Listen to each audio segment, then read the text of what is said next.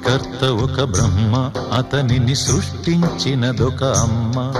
ఆ అమ్మకి తెలియని చిత్రాలు ఎన్నో, ఈ సృష్టిని స్తంభింపచేసే తంత్రాలు ఎన్నో. సృష్టికర్త ఒక బ్రహ్మ, అతనిని సృష్టించినదొక అమ్మ. సృష్టికర్త ఒక బ్రహ్మ, అతనిని సృష్టించినదొక అమ్మ.